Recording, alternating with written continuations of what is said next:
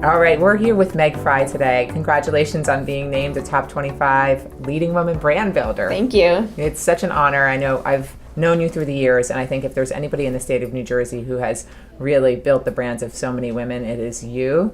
And so I'd like to start, let's go with the backstory. So how did you get into this industry? Well, I was actually in film and television before I went into journalism. I was a production coordinator, and I was working on projects here and there, whether with a network or with an independent film company. And I was in between, and I was looking for my next project when I came across Media Bistro, and I saw that they were looking for a journalist. And at that time, I was really exploring my career options, and I had majored in screenwriting, so I just applied those, learnings toward journalism. And we had that discussion, my editor and I, when I went in, and he goes, well, that's what we're looking for. We're looking for someone to tell stories that our business readers will want to continue to read and invest in. Well, I have to say you've done an incredible job. Let's talk to us about some of the things that you've worked on and built at NJBIZ thus far. Sure. I'd have to say I'm most proud of it was pretty early on in my career, but about a year and a half in, I wrote The Generational Gap because I was charged with being the Women in Business reporter about 6 months into my job with NJBIZ. And I really wanted to take a deeper look and a bigger perspective of what gender issues mean today across the generations. So they mean something different to millennial women, and they mean something different to baby boomers, and how women and also men were interacting with each other based on those issues, and what the issues were in education, in companies offering paternal leave, or childcare, and the perspectives that each generation had. Is gender equality achieved? Is the question. And it was really eye-opening for me as a millennial to hear the opposite perspective as well. Yeah, I'm sure the answers were very different than maybe what you expected to hear. Yes, yeah, and extremely varied.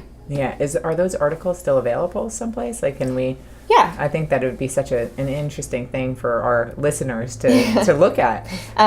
You can find The Generational Gap on NJBIZ, and I also did an interview that you can find online if you type in my name and The Generational Gap, and it comes up, so you can hear me talk a little bit more about it in detail in addition to reading the article. Okay, so let's shift gears a little bit, because what one of our missions is at Leading Women Entrepreneurs is to showcase successful leaders, because A, we know that will position them as an authority, and B, we know that it will inspire the next generation of women leaders to come.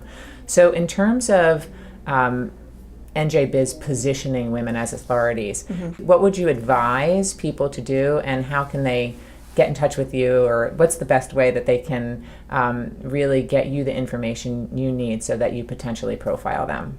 I typically find my stories by someone contacting me personally. I think that someone saying, here's my story and here's why I think you might want to look at my business, it just catches my eye for some reason. And it makes me really invested in knowing more about them and their business. And additionally, if I'm receiving a message from someone in PR, them giving me the background information is so helpful as a journalist, because I can go and make the informed decision and say, yes, this is something we absolutely should be covering.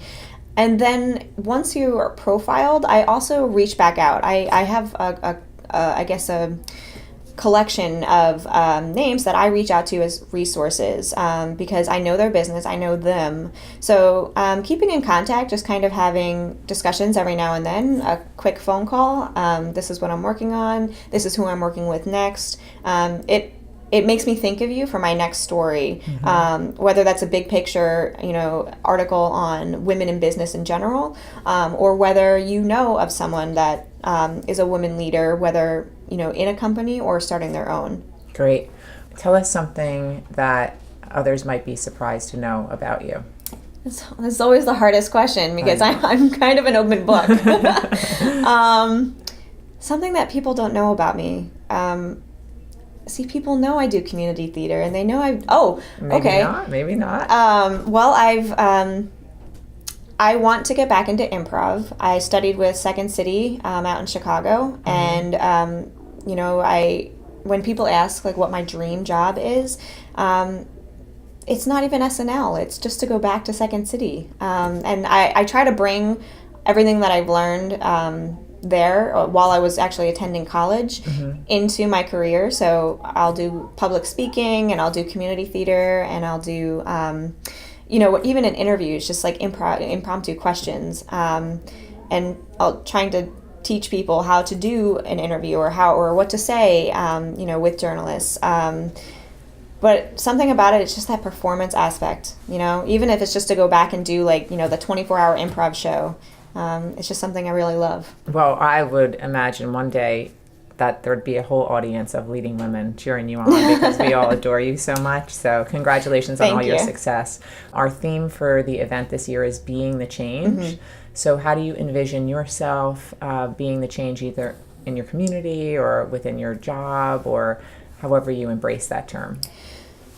I think journalism as an industry is changing, and I also think people's perspectives on it are very wide. I try to be as transparent as possible in my job and as a person, and I really try to bring that open book aspect to my career in journalism, because I think it creates a sense of trust, and it makes me sad to hear that people don't trust journalists as much as they used to, and it's getting progressively so. Journalism is to have the facts.